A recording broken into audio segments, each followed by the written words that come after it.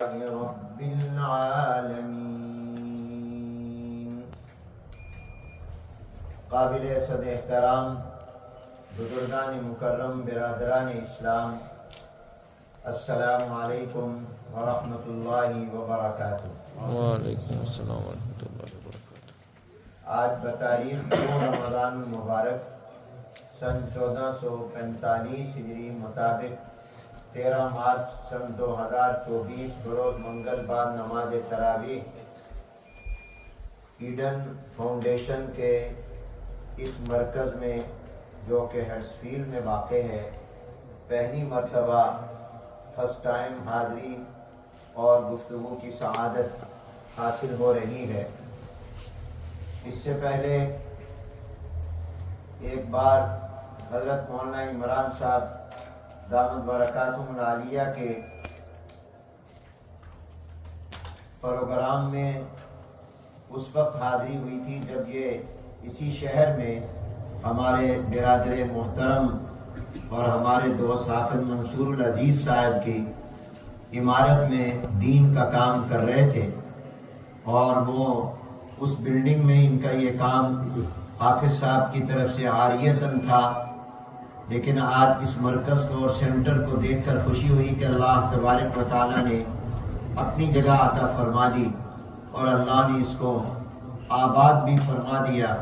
دعا ہے کہ اللہ تبارک و تعالیٰ اسے قیامت تک آباد رکھیں، اور ایسے لوگ اللہ پیدا کرتے رہیں جو اس مرکز کو آباد رکھیں، اور جن مقاصد کے لیے، جن اہداف کے لیے یہ مرکز قائم کیا گیا ہے، اللہ تعالیٰ ان مقاصد میں ہمیشہ اس مرکز کو کامیاب فرمائے۔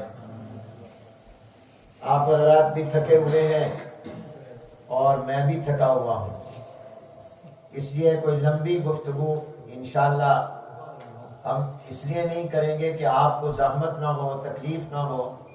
کوشش ہوگی کہ 20 سے 25 منٹ میں وہ باتیں جو اللہ دل میں ڈالیں اور آپ کے اور میرے لیے مفید اور بہتر ہوں، وہ اللہ زبان سے کہلوا دیں۔ اللہ تبارک و تعالیٰ نے زندگی میں ایک بار پھر رمضان کا مبارک، مقدس اور عظیم الشان مہینہ اپنے فضل و کرم سے ہمیں عطا فرمایا۔ رمضان وہ مبارک مہینہ ہے کہ جس کو نام بھی اللہ نے اپنا دیا ہے۔ اہل علم فرماتے ہیں کہ رمضان یہ اللہ کے ناموں میں سے ایک نام ہے، اس لیے یوں نہیں کہنا چاہیے کہ رمضان آ گیا، رمضان چلا گیا، رمضان ختم ہو گیا، بلکہ یہ کہنا چاہیے کہ رمضان کا مہینہ آ گیا، رمضان کا مہینہ چلا گیا۔ ساتھ لفظ منتھ کا لگائیں، کیونکہ رمضان تو اللہ کا نام ہے۔ اللہ کہاں گیا؟ اللہ تو موجود ہے، اللہ تو شروع سے ہے، هو الاول والآخر۔ یہ تو نہیں کہ وہ آیا پہلے نہیں تھا، وہ تو شروع دن سے ہے، وہ تو روز اول سے ہے، وہ ازلی اور ابدی ہے۔ اس لیے قرآن کریم میں بھی اللہ نے رمضان کا نام اکیلے نہیں لیا، رمضان کا لفظ مطلق نہیں بیان کیا، ساتھ لفظ شہر لگایا جس کا معنی مہینہ اور منتھ ہے۔ شہر رمضان الذی، یوں نہیں فرمایا رمضان الذی، شہر رمضان الذی۔ تو یہ وہ عظیم الشان مہینہ ہے جس کو اللہ نے اپنا نام دیا ہے۔ ایک حدیث مبارکہ میں ہے، جناب نبی کریم رحمت عالم حضور اکرم صلی اللہ علیہ وآلہ وسلم نے ارشاد فرمایا کہ رجب جو اس سے 2 مہینے پہلے تھا وہ میری امت کا مہینہ ہے، شعبان جو اس سے پہلے تھا فرمایا میرا مہینہ ہے، اور فرمایا رمضان اللہ تعالیٰ کا مہینہ ہے۔ یہ اللہ کا مہینہ اس معنی میں نہیں ہے کہ اس سے پہلے مہینے میرے اور آپ کے بنائے ہوئے ہیں، وہ بھی اللہ کے ہیں۔ ان عدت الشہور عند اللہ 12 شہرا فی کتاب اللہ یوم خلق السماوات والارض منها 4 حرم۔ یہ 12 مہینے 12 منتھ اللہ کی طرف سے ہیں، یہ مخلوق کے طرف سے نہیں ہے، یہ اللہ کا سسٹم نظام ہے۔ مگر اس مہینے کو خاص اللہ کا مہینہ اس لیے کہا گیا کہ یہ اللہ تعالیٰ کی رحمت کا مرکز ہے۔ تمام مہینوں میں سب سے زیادہ اللہ کی رحمت اس مہینے میں اللہ کے بندوں کو ملتی ہے، اللہ کی مخلوق پر نازل ہوتی ہے۔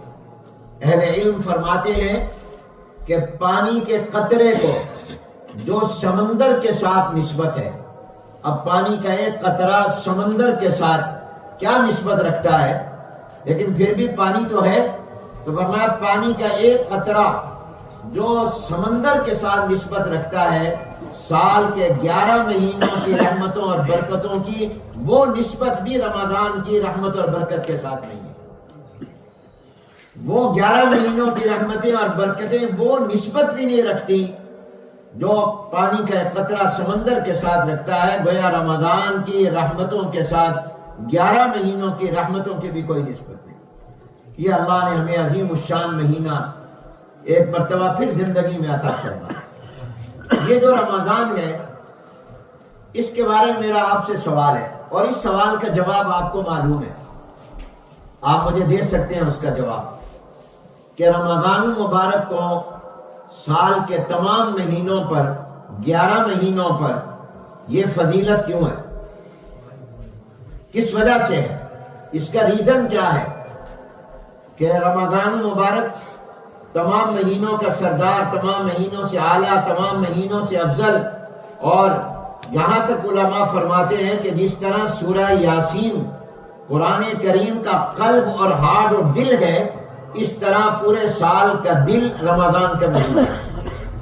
جس کا رمضان ایمان اور روحانیت کے اعتبار سے اچھا گزر جائے گا، اس کا پورا سال اچھا گزر جائے گا، اور جس کا رمضان اچھا نہیں گزرا، اس کا سال بھی اچھا نہیں گزرا۔ دل خراب، جسم خراب، اور دل ٹھیک ہے تو انسان کا پورا وجود ٹھیک ہے۔ ہارٹ اٹیک ہوا تو مر جائے گا، اور رمضان میں اگر عبادت کی توفیق نہیں ہوئی تو روحانی اور ایمانی طور پر مر جائے گا، اور اگر رمضان مبارک کی رحمتوں کو وصول کیا اور عبادت کر لی تو پھر گویا آپ کو زندگی حیات نو، ایمان کی اور روحانیت کی نئی زندگی مل جائے۔ تو میرا سوال یہ ہے کہ یہ رمضان مبارک جو تمام مہینوں سے افضل اور اعلیٰ ہے، یہ اس کی وجہ کیا ہے، اس کا ریزن کیا ہے، کس وجہ سے ہے؟ جواب دیجیے۔ ہاں بالکل جواب درست ہے، اونچی آواز سے فرمائیں، سب کو سنا دیں۔ ماشاء اللہ، یہ رسم نہیں ہے جو میں اور آپ بیٹھے ہیں، یہ دین سمجھنے کے لیے، اس کو کلاس سمجھے۔ رمضان المبارک کی فضیلت قرآن کی وجہ سے، اس لیے کہ اس ماہ مبارک میں اللہ نے قرآن کو اتارا، اسی لیے آپ دیکھیے کہ اللہ نے رمضان کا خود تعارف یہی کرایا۔ بسم اللہ الرحمن الرحیم، شہر رمضان الذی انزل فیہ القرآن۔ رمضان وہ مہینہ ہے جس میں قرآن اتارا گیا۔ قرآن کی وجہ سے رمضان کو فضیلت ملی ہے، رمضان کی وجہ سے قرآن کو فضیلت نہیں ملی۔ رمضان کی وجہ سے قرآن کی شان بلند نہیں ہوئی، قرآن کی وجہ سے رمضان کی شان بلند ہوئی۔ رمضان کی وجہ سے قرآن کو عزت نہیں ملی، قرآن کی وجہ سے رمضان کو عزت ملی، چونکہ اللہ نے قرآن محرم میں نہیں اتارا، سفر میں نہیں اتارا، ربیع الاول ربیع الثانی میں نہیں اتارا، جمادی الاولیٰ جمادی الاخری میں نہیں اتارا، لوح محفوظ سے آسمان دنیا پر اللہ نے جو قرآن اتارا وہ رمضان کے مہینے میں اتارا، اور جناب نبی کریم صلی اللہ علیہ وسلم کے قلب اطہر پر مکہ المکرمہ میں غار حرا میں جب سب سے پہلے قرآن نازل ہونا شروع ہوا تو وہ بھی رمضان کا مہینہ تھا کہ رمضان کے اندر اللہ نے حضور علیہ السلام پر اقرأ بسم ربک الذی خلق خلق الانسان من علق یہ قرآن کی آیتیں نازل فرمائیں۔ تو رمضان المبارک کی فضیلت آپ سب کہہ دیں، مجھے خوشی ہو جائے گی، اور دعا ہے جو جواب دے دے اللہ ان سے راضی ہو جائے۔ فرمائیے رمضان کی فضیلت کس وجہ سے؟ قرآن پاک۔ کوئی چپ نہ رہے، بولے، سب جواب دیں۔ قرآن پاک۔ ہم پاکستان سے ہیں، ہم بلواتے ہیں، آپ ٹھنڈے لوگ ہیں، ہم ٹھنڈے نہیں، ہم گرم کرنے کی لوگوں کو عادی ہے۔ بتائیے رمضان کی فضیلت کس وجہ سے ہے؟ بولو۔ قرآن پاک۔ اس لیے کسی مہینے میں اللہ نے تراویح نہیں رکھی، رمضان میں تراویح، کہ قرآن اس میں اترا، قرآن کی تلاوت کرو، سنو اس کو، قرآن کا حق ادا کرو۔ اس لیے کسی مہینے میں رات کو نماز تراویح نہیں ہے، صرف رمضان میں ہے، اور وہ تراویح اس لیے دن کو نہیں رکھی، رات کو رکھی۔ دن کو کام کرتے ہو، رات کو آؤ، یہ مہینہ قرآن کی وجہ سے تمہیں ملا ہے تو آؤ، آ کر قرآن پڑھو اور قرآن سنو۔ اس لیے اللہ نے تراویح دن کو نہیں، رات کو رکھی۔ دن کو تو آپ بزی ہوتے ہیں، تو نائٹ میں تراویح رکھی اور رمضان میں رکھی، رمضان کے علاوہ کسی مہینے میں تراویح نہیں ہے، تو رمضان المبارک کی فضیلت قرآن کی وجہ سے۔ اب میں نے قرآن کے حوالے سے آپ کو 4 بنیادی باتیں بتانی ہیں، مگر اس وعدے پر کہ جو 4 باتیں میں آپ کی خدمت میں عرض کروں گا، یہ 4 باتیں آپ یاد رکھیں گے۔ وعدہ کرو سارے کہو انشاءاللہ، اور توجہ سے سنو گے۔ یہ 4 بنیادی باتیں، بیسک باتیں قرآن کریم کے بارے میں، یہ عقیدے کے طور پر ہے۔ نمبر 1، بس صرف یہ 4 باتیں بتانی ہے اور اس کے بعد آپ سے اجازت لیں گے انشاءاللہ۔ نمبر 1، قرآن کریم اللہ تعالیٰ کا کلام ہے، اللہ کی صفت ہے، یہ کتاب نہیں ہے صرف، بلکہ اللہ کا کلام ہے، اللہ کی صفت ہے، یہ مخلوق نہیں ہے۔ ذرا اس کی وضاحت کرتا ہوں۔ تورات، انجیل، زبور یہ اللہ کی کتابیں ہیں، اللہ کا کلام نہیں ہے۔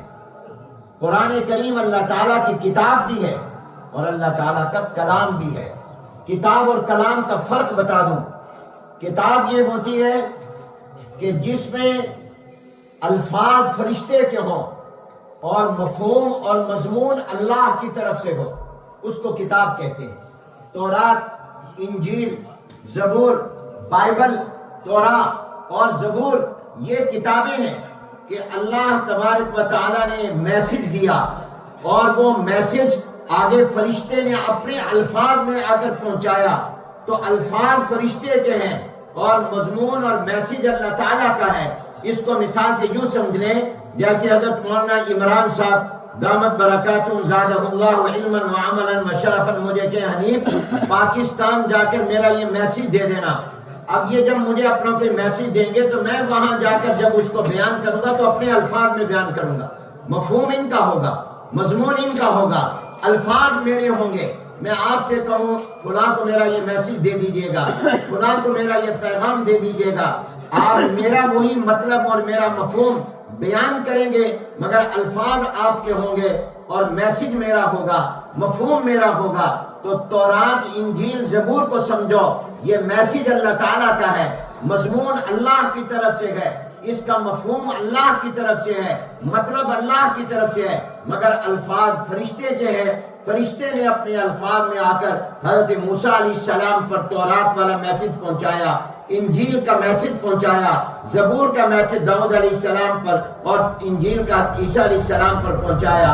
مگر قرآن کریم یہ نہیں کہ اللہ نے میسج جبرائیل علیہ السلام کو دیا اور جبرائیل علیہ السلام نے اپنے الفاظ میں وہ امام الانبیاء حضور علیہ السلام تک پہنچایا، نہیں، بلکہ قرآن کو اللہ نے امتیازی شان عطا کی ہے کہ اس کا مضمون بھی اللہ کی طرف سے ہے، اس کے الفاظ بھی اللہ کی طرف سے۔ جن کو بات سمجھ آئی ہے وہ سبحان اللہ کہیں، اونچی آواز سے کہو سبحان اللہ، بلند آواز سے کہو۔ کوئی برا جملہ تو نہیں کہلوا رہا، کسی کے زندہ باد اور مردہ باد کے تو نہیں کہلوا رہا، وہ سبحان اللہ کہہ رہا ہوں جس کی وجہ سے جنت میں درخت لگ جائے گا۔ اور یہ وہ سبحان اللہ ہے جو داؤد علیہ السلام، سلیمان اسلام کی بادشاہت سے زیادہ قیمتی اور ویلیو رکھتا ہے۔ اللہ جو سبحان اللہ کہے ان کو مکہ مدینہ دکھا دے، اللہ ان کو جنتی بنا دے، تو فرمائیے سبحان اللہ۔ بات سمجھ آئیے؟ قرآن کریم اللہ کی صرف کتاب نہیں ہے بلکہ اللہ کا کلام ہے، اللہ تعالیٰ کی صفت ہے، یعنی اس کے الفاظ بھی اللہ کی طرف سے ہیں اور اس کا مفہوم اور مطلب بھی اللہ کی طرف سے ہے۔ قرآن کریم کا دوسری آسمانی کتابوں سے فرق یہ ہے کہ تورات، بائبل اور زبور وہ اللہ کی کتابیں ہیں کہ میسج اللہ کا ہے، پیغام اللہ کا ہے، لیکن الفاظ فرشتے کے ہیں، جبکہ قرآن کریم میں الفاظ بھی فرشتے کے نہیں اور مضمون بھی فرشتے کا نہیں، مضمون بھی اللہ کی طرف سے ہے اور الفاظ بھی اللہ کی طرف سے۔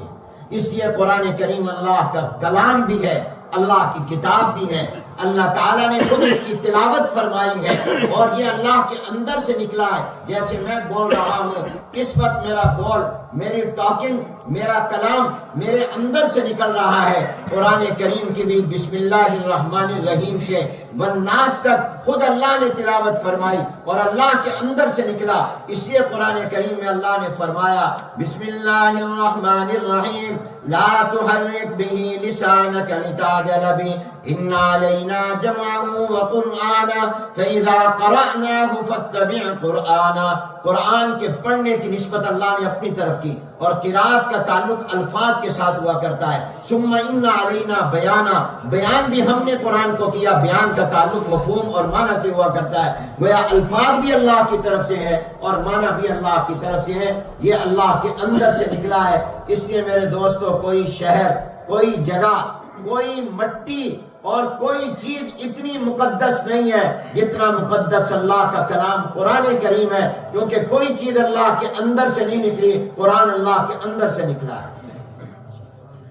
باقی تمام مخلوق ہے، قرآن مخلوق نہیں ہے۔ آسمان مخلوق ہے، جس زمین پر آپ بیٹھے ہیں اس کے نیچے بھی زمینیں، ساتوں زمینیں مخلوق ہیں۔ یہ پہاڑ مخلوق ہے، دریا اور سمندر یہ مخلوق ہے، سورج اور چاند اور ستارے یہ مخلوق ہیں، میں اور آپ مخلوق ہیں، جنات اور فرشتے مخلوق ہیں، حیوانات اور جانور یہ سب مخلوق ہیں۔ یہ ان میں سے کوئی چیز اللہ کے اندر سے نہیں، اللہ نے حکم کیا، اپنا کن فرمایا، یہ چیزیں وجود میں آ گئیں۔ یہ تمام مخلوق ہیں، قرآن کریم مخلوق نہیں ہے۔ مخلوق تب ہوتا جب اللہ نے اس کو زمین و آسمان کی طرح بنایا ہوتا۔ یہ تو اللہ کے اندر سے نکلا ہے، یہ اللہ کا بول ہے، یہ اللہ کا کلام ہے، اس لیے یہ مخلوق نہیں ہے، یہ اللہ کی صفت ہے۔ اور یہی بات امام احمد بن حنبل رحمت اللہ علیہ نے اپنے زمانے میں کہی تھی۔ اس زمانے کا بادشاہ کہتا تھا کہ جس طرح زمین و آسمان مخلوق ہے، قرآن بھی مخلوق ہے، جیسے پہاڑ مخلوق ہے، قرآن بھی مخلوق ہے، دریا سمندر مخلوق ہے، قرآن بھی مخلوق ہے، انسان جنات ملائکہ مخلوق ہے، قرآن بھی مخلوق ہے۔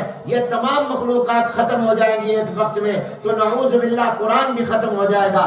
امام احمد بن حنبل نے کہا نہیں نہیں، یہ سب مخلوق ہے، قرآن مخلوق نہیں ہے، یہ سب چیزیں ختم ہو جائیں گی، قرآن کبھی ختم نہیں ہوگا۔ ان چیزوں پر فنا آ جائے گی، سورج ختم ہو جائے گا، چاند ختم ہو جائے گا، ستارے ختم ہو جائیں گے، زمینوں کا نظام ختم ہو جائے گا، آسمان ٹوٹ پھوٹ جائے گا، یہ پہاڑ ریت بن جائیں گے، یہ دریاؤں سمندروں کا نظام ختم ہو جائے گا، مگر قرآن ختم نہیں ہوگا۔ کیوں؟ اس لیے کہ اللہ بھی باقی ہے اور اللہ کی صفت بھی باقی ہے۔ کل شیء ہالک الا وجہہ، ہر چیز ختم ہو جائے گی۔ کل من علیہا فان ویبقى وجہ ربک ذو الجلال والاکرام، اللہ بھی ختم نہیں ہوں گے، اللہ کی صفت بھی ختم نہیں ہوگی۔ اس لیے سب چیزیں ختم ہو جائیں گی، قرآن ختم نہیں ہوگا۔ کیونکہ اگر قرآن کو ہم مخلوق مانتے ہیں تو مخلوق پر تو فنا ہے، مخلوق نے تو ختم ہو جانا ہے۔ قرآن مخلوق نہیں ہے، قرآن اللہ کا کلام ہے، قرآن اللہ کی صفت ہے، قرآن کریم غیر مخلوق ہے۔ اور اسی بات کی وجہ سے امام احمد بن حنبل نے اپنے کمر پر کوڑے کھائے، ان کو جیل میں ڈال دیا گیا، ان کو تکلیفیں دی گئی، ان کے جسم پر وہ کوڑے مارے گئے جو اتنے سخت کوڑے تھے کہ ہاتھی جیسا بڑا جانور بھی اس کوڑے کو برداشت نہیں کر سکتا تھا، جو امام احمد بن حنبل کو مارے گئے، صرف اس بات پر کہ امام احمد بن حنبل کہتے تھے یہ قرآن مخلوق، آپ بھی کہہ دو قرآن مخلوق بلکہ کیا ہے؟ اللہ تعالیٰ کی صفت ہے، اللہ کا کلام ہے۔ اس لیے دنیا ختم ہو جائے گی، قرآن ختم نہیں ہوگا۔ اگر آپ اس کو مخلوق مانیں گے تو پھر یہ کہنا پڑے گا کہ قرآن بھی ختم ہو جائے گا، کیونکہ سب مخلوقات نے ختم ہو جانا ہے۔ اللہ فرما رہے ہیں کل من علیہا فان ویبقى وجہ ربک ذو الجلال۔ تو پہلی بنیادی اور بیسک بات قرآن کے بارے میں یہ یاد رکھیں، یہ بنیادی عقیدہ ہے، اس پر ایمان ضروری ہے ہر مومن کا، اور یقین کہ قرآن کریم اللہ کی صفت ہے، قرآن اللہ کا کلام ہے، قرآن اللہ کی کتاب بھی ہے، اللہ کا کلام بھی ہے، اور یہ مخلوق نہیں ہے۔ پہلی بات۔ دوسری بات، قرآن کریم کے بارے میں بیسک اور بنیادی یہ ہے کہ قرآن کریم لا ریب کتاب ہے، اس پہ کوئی شک نہیں ہے۔ چنانچہ اللہ تعالیٰ نے قرآن کریم کا تعارف شروع میں یہ کرا دیا، بسم اللہ الرحمن الرحیم الف لام میم ذالک الکتاب لا ریب فیہ۔ قرآن وہ کتاب ہے جس میں کوئی شک نہیں۔ تو میرا یقین میرا ایمان، آپ میں سے ہر ایک کا یقین اور ایمان اس بات پر ہونا چاہیے کہ قرآن کریم میں کوئی شک نہیں، نہ قرآن کریم کے الفاظ میں شک، نہ قرآن کے معنی میں شک۔ اور قرآن کریم میں اللہ نے جو پہلے پیغمبروں کے، انبیاء علیہ السلام کے یا پہلی قوموں کے جو واقعات بیان کیے ہیں، ان واقعات میں بھی کوئی شک نہیں، اللہ نے سچ بیان فرمائے۔ ماضی کی جو باتیں بھی اللہ نے بیان فرمائیں وہ تمام سچ اور صحیح بیان فرمائیں۔ اللہ نے آنے والے زمانے کے بارے میں، دنیا کے آنے والے حالات کے بارے میں جو کچھ قرآن میں کہا وہ بھی سچ فرمایا۔ اور اللہ نے دنیا کے بعد آخرت کے بارے میں، قیامت کے بارے میں، جنت کے بارے میں، جہنم کے بارے میں، کل صراط کے بارے میں، وزن اعمال کے بارے میں، قیامت کے حساب و کتاب کے بارے میں اور قیامت کے حالات کے حوالے سے اللہ تبارک و تعالی نے جو کچھ اس قرآن کریم میں فرمایا، بطور مسلمان مومن میرا فرض ہے کہ میں اس پر یقین رکھوں کہ اللہ نے جو کچھ آنے والے دور اور زمانے اور عالم و جہانوں کے بارے میں فرمایا وہ بھی اللہ نے سچ فرمایا، اس میں بھی کوئی شک نہیں۔ اللہ نے جو احکام دیے، جو عقائد دیے، جو اللہ تبارک و تعالی نے چیزوں کے فائدے اور نقصان بتائے، اس میں بھی کوئی شک نہیں۔ میرے اللہ نے فرمایا صدقہ کرو گے تمہارا مال بڑھ جائے گا، اللہ نے فرمایا سودی کاروبار کرو گے تمہارا مال کم ہو جائے گا۔ اس لیے میرا ایمان اور یقین ہونا چاہیے کہ قرآن کریم میں اللہ نے جو فرمایا کہ سود حرام ہے، میں سود کو حرام مانتا ہوں۔ میرے اللہ نے فرمایا وَيُرْبِ الصَّدَقَاتِ يَمْحَقُ اللَّهُ الرِّبَا وَيُرْبِ الصَّدَقَاتِ، سود سے مال زیادہ نہیں ہوتا بلکہ کم ہوتا ہے، اور صدقہ اور خیرات سے مال بڑھتا ہے، کم نہیں ہوتا۔ میرا دل سے اس پر یقین ہونا چاہیے کہ میرے اللہ نے جو کچھ کہا سچ کہا، مجھے اس میں کوئی شک نہیں۔ اللہ نے فرمایا حضور آخری نبی ہے صلی اللہ علیہ وآلہ وسلم، میرا ایمان یقین ہونا چاہیے حضور علیہ السلام آخری نبی ہے۔ میرے اللہ نے فرمایا تمہارا فائدہ نماز میں ہے، روزے میں ہے، زکوٰۃ میں ہے اور حج میں ہے۔ زکوٰۃ دو تمہارا مال اس سے بڑھے گا، تمہارا مال پاک ہو جائے گا۔ میرا یقین ہونا چاہیے کہ میرے اللہ نے جو فرمایا وہ سچ فرمایا۔ میرے اللہ نے کہا کہ دنیا اور مال کی محبت تمہیں تباہ کر دے گی، تمہیں برباد کر دے گی۔ میرا یقین ہونا چاہیے کہ جو کچھ کہا سچ کہا۔ تو دوسری بنیادی اور بیسک بات قرآن کے بارے میں یہ ہے کہ یہ لا ریب کتاب ہے، اس میں کوئی شک نہیں، اس نے جو کچھ کہا سچ کہا۔ تیسری بات بنیادی، قرآن کریم مکمل ضابطۂ حیات اور دستور زندگی ہے۔ یہ صرف مسجد کی کتاب نہیں ہے، یہ صرف مدرسے کی کتاب نہیں ہے، بلکہ یہ میری پوری لائف کے لیے، یہ میری لائف کا ایک لا ہے جو اللہ تعالیٰ نے میرے لیے بھیجا ہے۔ یہ مکمل ضابطۂ حیات اور دستور زندگی ہے جو میرے پیدا ہونے سے لے کر مرتے دم تک اور بعد تک کے تمام دور اور زمانوں کی رہنمائی کرتا ہے۔ یہ مکمل ضابطۂ حیات ہے۔ اسی قرآن میں اللہ نے حجۃ الوداع کے موقع پر عرفات کے میدان میں سورہ مائدہ کی آیت جو قرآن کی آخری آیت ہے اللہ نے اتاری، بسم اللہ الرحمن الرحیم اليوم اکملت لکم دینکم واتممت علیکم نعمتی ورضیت لکم الاسلام دینا۔ میں نے تمہارے دین کو مکمل کر دیا۔ اب کیا مکمل ہو رہا تھا؟ دین جو مکمل ہو رہا ہے یعنی قرآن مکمل ہو رہا ہے، اس لیے کہ پورا دین قرآن ہے اور قرآن دین ہے اور دین قرآن ہے۔ تو اللہ نے اس دین کو، قرآن کو مکمل کیا، تو مکمل ضابطۂ حیات اور دستور زندگی ہے یہ قرآن کریم۔ تیسری بات یہ یاد رکھیے، پھر دوہرا دیتا ہوں، رپیٹ کرتا ہوں۔ پہلی بنیادی اور بیسک بات آپ کو بھی تو یاد ہوگی، قرآن اللہ کا کلام ہے۔ سیکنڈ لا ریب، اس میں کوئی شک نہیں۔ تھرڈ یہ مکمل ضابطۂ حیات ہے، مکمل دستور زندگی ہے۔ قرآن کے ہوتے ہوئے ہمیں دائیں اور بائیں آگے پیچھے دیکھنے کی ضرورت نہیں ہے، دنیا سے مانگنے کی ضرورت نہیں ہے کہ ہمارے پاس فلاں سسٹم نہیں ہے ہمیں دے دو، ہمارے پاس فلاں چیز نہیں ہے ہمیں دے دو۔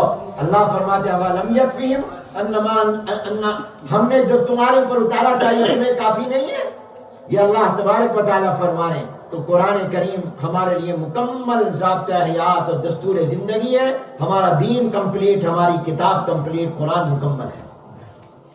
تین باتیں، چوتھی بات اور آخری بات، فورتھ، قرآن کریم مکمل اپنی اصل شکل میں محفوظ ہے. سبحان اللہ کہتے ہیں. قرآن آج جو آپ نے سنا تراویح میں ماشاءاللہ بہت اچھا قاریوں نے قرآن پڑھا اور دل سے دعائیں نکلتی ہیں. میں فرسٹ ٹائم 1985 میں یو کے آیا تھا. لندن میں ویمبلے کانفرنس سینٹر میں پہلی ختم نبوت کانفرنس ہوئی تھی. اس وقت میں فرسٹ ٹائم آیا تھا. اس وقت یہاں ویزا بھی نہیں لینا پڑتا تھا, آن ارائیول ویزا تھا. اور یہ حافظ منصور صاحب میرے میزبان تھے, اس وقت سے اب تک میرے دوست ہیں. اس میں مجھے ٹائم کافی دیتے تھے, اب ٹائم کم دیتے. اس وقت کہتا تھا میں فارغ ہوں, اب کہتے ہیں بیزی ہوں. تو اس زمانے کی ہماری دوستی ہوئی. ہرٹسفیلڈ میں ہم یہاں بھی رہے. تو اس زمانے میں جب میں آیا تھا 1985 میں, کچھ تھوڑی تھوڑی مسجدیں تھیں, نمازی بھی 2-4 ہوتے تھے. لیکن الحمدللہ خوش ہوتی ہے, بڑے بڑے مساجد, بڑے بڑے اسلامک سینٹر بن گئے اور آباد ہیں, مدارس بن گئے, دارالعلوم بن گئے. الحمدللہ اللہ تعالیٰ ان کو قبول فرمائے. ہمارے بھائی اسلم صاحب بھی بیٹھے ہیں, یہ بھی ماشاءاللہ ہمارے ساتھ ایک زمانے تک وقت دیتے رہے. اب یہ بھی بہت بزی ہو گئی. یہ دنیا ایسے ہی. اب کتنا وقت ہوا 1985 سے اب کتنے سال ہو گئے 2020 کتنے سال ہو گئے ہیں 37 ایئرز ہو گئے. پتہ ہی نہیں چلا ایسے گزرے. یہ دنیا کی زندگی. آپ اپنی زندگیوں پر غور کریں تو آپ لگے گا ایسے گزر گئے. 60 سال 70 سال 80 سال 90 سال. میں اس سفر میں یہ نیت کر کے آیا تھا پاکستان میں بھی. میں نے کہا میں اس دفعہ جب یو کے جاؤں گا تو سب دوستوں سے کہوں گا کہ یار مجھ سے کوئی غلطی ہو گئی ہو تو معاف کر دینا, اس لیے کہ اب زندگی بہت آگے چلی گئی ہے اور کوئی پتہ نہیں کب اللہ, ویسے تو ہر وقت پتہ نہیں کب اللہ بلاوے, لیکن پھر بھی کوئی غلطی ہوئی ہو تو اللہ کے لیے معاف کر دینا. حضور صلی اللہ علیہ وسلم نے فرمایا میری امت کے لوگوں کی عمریں 60 اور 70 کے درمیان ہیں. کچھ لوگ اس سے پہلے فوت ہو جائیں گے, کچھ اس کے بعد. گویا 60 اور 70 کے درمیان لائف ہے, اور اس کے علاوہ جتنی بھی زندگی مل رہی ہے 60 کے بعد یہ تو رعایت کی عمر ہے, اور 70 سال کے بعد تو بالکل ہی بونس ہے. ہر وقت تیار رہنا چاہیے. اللہ تبارک و تعالی ہمیں ایسی زندگی نصیب فرما دے کہ جو ہماری قبر اور آخرت بن جائے اور ہماری بخشش ہو جائے. اور یہ زندگی بڑی قیمتی اور غنیمت زندگی ہے, اسی سے آخرت بننی ہے. اللہ تعالیٰ اس کو, یہ جو ہم چند لمحات بیٹھے ہیں شاید اللہ ہمیں اس کی وجہ سے بخش دے اور ہماری مغفرت ہو. تو وہ ایک مرتبہ لکھا ہے کہ اللہ تعالیٰ نے حضرت اسرائیل علیہ السلام سے پوچھا ملک الموت سے کہ تم نے بے شمار لوگوں کی روحیں نکالی, کسی کی زندگی لیتے وقت میں تم نے اس سے یہ بھی پوچھا کہ اس نے دنیا کی زندگی کو کیسا پایا؟ تو حضرت اسرائیل علیہ السلام نے کہا اللہ آپ نے زندگی لوگوں کو کیا دی ہے, 100 سال 200 سال 400 سال 500 سال پہلے یہ ہوتی تھی, اور 60-70 سال. تو میں کسی سے کیا پوچھوں کہ تمہاری زندگی کیسی تم نے پائی؟ ہاں میں نے آپ کے ایک بندے سے یہ سوال کیا. اللہ نے فرمایا کس سے پوچھا تھا؟ کہا میں نے حضرت نوح علیہ السلام سے پوچھا تھا کیف وجدت الدنیا, آپ نے دنیا کو کیسا پایا؟ کیونکہ حضرت نوح علیہ السلام کو آپ نے بڑی لمبی زندگی عطا فرمائی. ان کی تبلیغ کا زمانہ ہی 950 سال ہے. کتنا؟ اور کل عمر ان کے اہل علم فرماتے 1050 سال تھی. 1000 یعنی آپ سمجھیں کہ 10 دہائیاں 1000 جو ہیں وہ 1000 گویا اس کے منبر کے 1050 سال عمر ہے. 900 سال کی تو عمر 950 سال کی تو تبلیغ کی عمر ہے. ٹوٹل عمر ان کی 1050. ان سے میں نے پوچھا تھا کیف وجدت الدنیا, دنیا کیسی لگی؟ تو اللہ نے فرمایا کیا جواب دیا انہوں نے؟ تو عرض کیا اللہ, انہوں نے جواب یہ دیا کہ وجدت الدنیا کدار لہا بابانی, میں نے دنیا کو پایا اس گھر اور ہاؤس کی طرح جس کے 2 گیٹ ہیں. 2 گیٹ ہے. عام طور پر جو ذرا بڑے گھر ہوتے ہیں ان کے کتنے گیٹ ہوتے ہیں؟ ایک ان ہونے کا, ایک آؤٹ ہونے کا. تو کہا کہ وجدت الدنیا کدار لہا بابانی, میں نے دنیا کو پایا اس گھر کی طرح جس کے 2 گیٹ ہیں. دخلت من باب واحد وخرجت من باب واحد, مجھے تو 1050 سال میں بھی یوں لگا ایک دروازے سے داخل انٹر ہوا, دوسرے دروازے سے نکل آیا. تو جب حضرت نوح علیہ السلام کو 1050 سال کی عمر بھی اتنی کم لگی ہے کہ گویا انٹر ہو رہے ہیں اور نکل رہے ہیں، تو میری اور آپ کی عمریں تو 50 سال 60 سال 70 سال 80 سال. تو میں یہ عرض کر رہا تھا کہ چوتھی بات قرآن کے بارے میں بیسک یہ یاد رکھیں کہ پہلی میں نے عرض کیا کہ قرآن اللہ کا کلام ہے، اللہ کی صفت ہے. سیکنڈ یہ عرض کیا قرآن لا ریب فیہ، اس میں کوئی شک نہیں ہے. اور نمبر 3 یہ کہ قرآن کریم مکمل ضابطہ حیات اور دستور زندگی ہے. لقد انزلنا الیکم کتابا فیہ ذکرکم افلا تعقلون. اور چوتھی بات اور آخری بات یہ ہے کہ قرآن کریم مکمل اپنی اصل شکل میں محفوظ ہے. سبحان اللہ. حضور اکرم صلی اللہ آج آپ نے جن قرآن سے قرآن سنا، میں یہ کہہ رہا تھا انہوں نے وہی قرآن آپ کو سنایا ہے جو قرآن جناب نبی کریم رحمت عالم حضور اکرم صلی اللہ علیہ وآلہ وسلم کے قلب اطہر پر نازل ہوا تھا. آپ نے وہی قرآن سنا ہے جو حضور علیہ السلام نے صحابہ کو سنایا تھا. وہی قرآن آپ نے سنا ہے جو قرآن اللہ نے لوح محفوظ میں محفوظ کیا. وہی قرآن آپ نے سنا جو اللہ نے جبرائیل علیہ السلام کو دے کر بھیجا. وہی قرآن سنا جو صحابہ نے تابعین کو اور تبع تابعین کو سنایا. آج اگر کوئی صحابی اللہ اس کو زندہ کر دے اور وہ قرآن کریم پڑھے تو یہی قرآن ہوگا جو بسم اللہ الرحمن الرحیم الحمدللہ رب العالمین سے شروع ہو رہا ہے اور الناس پر ختم ہو رہا ہے. تو قرآن کے بارے میں بیسک اور بنیادی بات عقیدے کی یاد رکھیے کہ قرآن اپنی اصل اور مکمل شکل میں محفوظ ہے الحمدللہ. دنیا میں کتنے انقلابات آئے 1400 سال میں، جغرافیے بدلے، عروج و زوال کی داستانیں قائم ہوئی، کتنے ملک بنے، کتنے ملک ٹوٹے، لیکن قرآن جیسا تھا ویسا آج تک قرآن کریم باقی ہے. اور قرآن کریم کے صرف الفاظ محفوظ نہیں ہیں، قرآن کریم کے اللہ نے الفاظ کو بھی محفوظ رکھا، قرآن کے معنی کو بھی اللہ نے محفوظ رکھا. قرآن 2 چیزوں کا نام ہے. یہ لفظ جو آپ نے سنے اور ان کا معنی اور مطلب اور مفہوم، وَهُوَ اسْمٌ لِلنَّظْمِ وَالْمَعْنَى جَمِيعًا. قرآن صرف لفظوں کا نام نہیں ہے، قرآن لفظ اور معنی دونوں کا نام ہے. اور اللہ نے قرآن کے الفاظ بھی محفوظ رکھے ہیں، اس میں زبر زیر کا فرق نہیں آیا. اور قرآن کریم کے معنی کو اور مطلب کو بھی اللہ نے محفوظ رکھا. اور دنیا دار الاسباب ہے، اللہ نے اس کے لیے 2 جماعتیں پیدا کر دی. حضور علیہ السلام کی امت میں قرآن کے الفاظ محفوظ کرنے کے لیے اللہ نے قرآن کے حافظ اور قاری تیار کروا دیے اور اس جماعت کو پیدا کر دیا. اور قرآن کریم کے معنی اور مطلب اور تفسیر اور تشریح اور مطلب کو محفوظ کرنے کے لیے علماء کی جماعت اللہ نے پیدا کر دی. علماء کرام نے قرآن کے معنی پر پہرا دیا. اگر خدا نخواستہ کوئی قرآن کے معنی میں تبدیلی کرتا ہے اور یہ کہتا ہے کہ ما کان محمد ابا احد من رجالکم ولکن رسول اللہ وخاتم النبیین، یہاں خاتم النبیین کا معنی آخری نبی نہیں، بلکہ معنی یہ ہے کہ نبی وہ ہوگا جس پر حضور کی مہر لگی ہو، اسٹمپ لگی ہو. تو علماء فوراً آ کر میدان میں کہیں گے یہ غلط کہہ رہا ہے.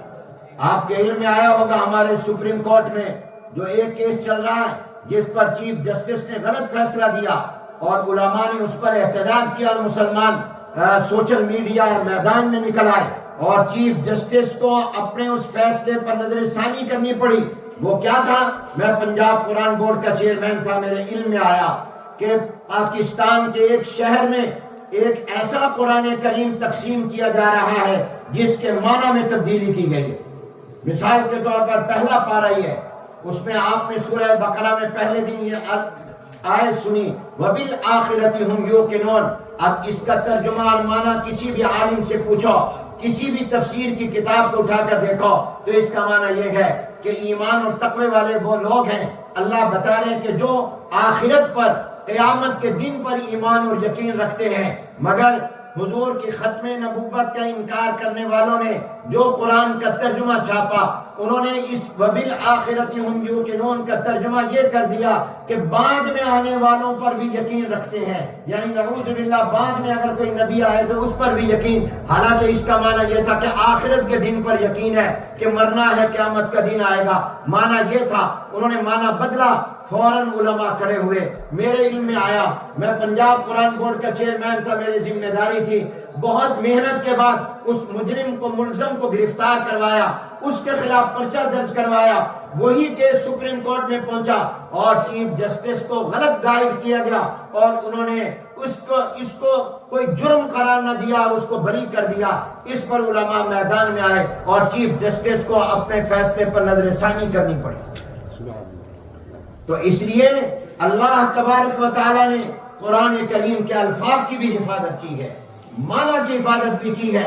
آپ دیکھتے نہیں ہیں قرآن کریم میں یہ حضرات قرآن پڑھ رہے ہوتے ہیں، انسان ہے، غلطی آتی ہے فوراً پیچھے سے لقمہ دیتے، حتیٰ کہ بعض اوقات قرآن کریم سنانے والا استاد ہوتا ہے، سفید بالوں والا ہوتا ہے، شیخ الحدیث ہوتا ہے، بڑی عمر کا ایجنٹ ہوتا ہے، عالم دین ہوتا ہے، پیچھے اس کا شاگرد کھڑا ہوتا ہے، وہ عالم بھی نہیں ہوتا، صرف قرآن کا حافظ ہوتا ہے، لیکن اگر اس کا استاد بزرگ بھی قرآن پڑھتے ہوئے غلطی کرتا ہے وہ فوراً پیچھے سے لقمہ دے دیتا ہے، وہ فوراً ٹوک دیتا ہے، آپ غلط پڑھ رہے ہیں، یہ اللہ نے قرآن کی حفاظت کروائی ہے، سبحان اللہ کا۔ اس کے معنی کی بھی حفاظت کرائی ہے کہ معنی میں کوئی تبدیلی اور تحریف کرتا ہے تو فوراً علماء میدان میں آ جاتے ہیں۔ تو قرآن کریم کے بارے میں اگر کوئی یہ کہے نعوذ باللہ یہ قرآن اصلی نہیں ہے تو آپ بتائیں آپ اس کی بات کو مانیں گے؟ اگر کوئی یہ کہے یہ قرآن کریم مکمل نہیں ہے، نامکمل ہے، مانو گے؟ قرآن اصلی بھی ہے اور مکمل بھی ہے۔ کوئی نعوذ باللہ یہ کہہ دے کہ قرآن تو 40 پاروں کا تھا، قرآن تو بکری کھا گئی، قرآن تو کسی غار میں ہے، تو یہ بات غلط ہے۔ یاد رکھنا، میں بیسک عقیدہ آپ کو بنیادی قرآن کے بارے میں بتا رہا ہوں کہ قرآن اصل بھی ہے اور مکمل بھی ہے، اس کے الفاظ بھی محفوظ ہیں، اس کے معنی بھی محفوظ ہیں، اور دنیا دار الاسباب ہے، یہاں سبب اور وسیلہ ہوتا ہے، رزق تو اللہ دیتے ہیں مگر آپ جاب کرتے ہیں، آپ ملازمت کرتے ہیں، آپ بزنس کرتے ہیں، رزق اللہ نے دینا ہے مگر ذریعہ ہے، سبب ہے۔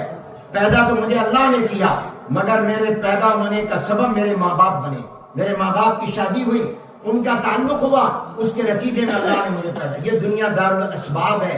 تو اللہ نے قرآن کی حفاظت کا ذریعہ بنایا، الفاظ کی حفاظت کا حافظوں کو اور معنی کی حفاظت کا علماء۔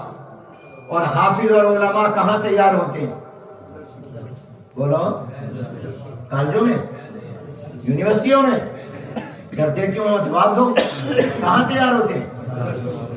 میں آپ کو بتا رہا ہوں آپ کی دعا لینے کے لیے، وفاق المدارس پاکستان کے تمام مدارس کی بڑی تنظیم ہے، نیٹ ورک ہے، کراچی سے پشاور، کوئٹہ سے گلگت تک 23,000 مدارس اس کے نیٹ ورک میں، 3 ملین اسٹوڈنٹ ہیں، 30 لاکھ طلبہ اور طالبات، اور میں پچھلے تقریباً 40 سال 40 ایئر سے اس کا سیکرٹری جنرل ہوں۔ مفتی محمد تقی عثمانی صاحب اس کے اب پریزیڈنٹ ہیں۔ اس سال ہمارے مدارس میں جو قرآن کے حافظ تیار ہوئے اور جنہوں نے ہمارے اس نیٹ ورک کے تحت پورے قرآن کا زبانی امتحان دیا، ان کی تعداد سن کر آپ خوش ہوں گے، 1,07,000 قرآن کا حافظ تیار۔ جس کو خوشی ہوئی ہے وہ سبحان اللہ کہے۔ کتنے؟ 1,07,000۔ آپ کے یہاں ایک زمانہ تھا پاکستان سے قرآن سنانے استاد طلبہ آتے تھے، حافظ آتے تھے، اب آپ کے ہر مسجد میں 3-3 4-4 5-5 ہے۔ یہ الحمدللہ ہندوستان پاکستان کی برکت ہے، یہاں آئے لوگ انہوں نے قرآن کے حافظ تیار کر دیے، اب آپ خود کفیل ہو گئے، آپ کو ضرورت نہیں ہے کہ آؤٹ آف کنٹری سے آپ قرآن کا حافظ بنائیں۔ اس سال ہمارے یہاں 1,07,000 قرآن کا حافظ تیار ہوا، جس میں آپ خوش ہوں گے 17,000 لڑکیاں اور بچیاں ہیں، گرلز ہیں جو قرآن کے حافظ ہیں، 17,000۔ اور جو عالم بنے وفاق کے نیٹ ورک میں، جنہوں نے ایم اے عربی، ایم اے اسلامیات، جن کی باقاعدہ ڈگری منظور ہے، وہ 38,000 ہیں جو 1 سال میں دین کے عالم بنے، جو قرآن کے معنی پر پہرا دیں گے انشاءاللہ۔ اور ان 38,000 میں بوائز کم ہیں، گرلز زیادہ ہیں، لڑکیاں زیادہ ہیں، لڑکے کم ہیں۔ 24,000 لڑکیاں ہیں جو عالمہ بنی ہیں، جنہوں نے میٹرک کے بعد 6 سال کا کورس کیا، اور باقی تمام لڑکے ہیں، لڑکے کم ہیں لڑکیاں زیادہ ہیں۔ کہتے ہیں مولوی عورت کی تعلیم کا مخالف ہے، ہم تو عورتوں کو تعلیم زیادہ دے رہے۔ تو بہرحال میرے دوستو، میں نے آپ کا وقت لے لیا، معافی چاہتا ہوں، اللہ تعالی حاضری قبول فرمائے۔ دعا کیا کرو اللہ ان مدارس کو قائم دائم رکھے۔ میں نے جو کچھ آپ کے سامنے بیان کیا، یہ مجھے مدرسے نے اس قابل بنایا۔ خیر المدارس ملتان، جس میں نے پڑھا، جس کی خدمت میرے ذمے 1981 سے مولانا پچھلے سال تشریف لائے، میں خود دیکھا 6000 طلبہ وہاں پڑھ رہے ہیں، 6000 اسٹوڈنٹ پورے پاکستان کے۔ دعا کیا کریں اللہ ان کو قائم دائم رکھے۔ پوری دنیا ان مدرسوں کے خلاف ہے، کیونکہ یہ اسلام کی چھونیاں ہیں، یہاں سے اسلام پوری دنیا میں پھیل رہا ہے، اور یہ اسلام کے مرکز ہیں، یہ مسلمانوں کے دل اور قلب ہیں۔ اللہ تعالیٰ ان کو قائم رکھے۔ تو 4 باتیں قرآن کے بارے میں بیسک ہیں، بنیادی ہیں، عقیدہ ہے، نظریہ ہے، ان کو یاد رکھنا۔ نمبر 1، قرآن کریم اللہ کا کلام ہے، اللہ کی صفت ہے، قرآن مخلوق نہیں ہے۔ نمبر 2، قرآن کریم لا ریب فی کتاب ہے، جب پڑھو تو قرآن جو کہہ رہا ہے یقین کرو، اس میں کوئی شک نہیں ہے۔ اور نمبر 3، قرآن کریم مکمل ضابطۂ حیات ہے۔ اور نمبر 4، قرآن کریم لفظ کے اعتبار سے بھی اور معنی کے اعتبار سے بھی مکمل محفوظ ہے۔ اللہ تعالی ہم سب کو قرآن کی قدر کرنے والا بنائے۔ وآخر دعوانا ان الحمدللہ۔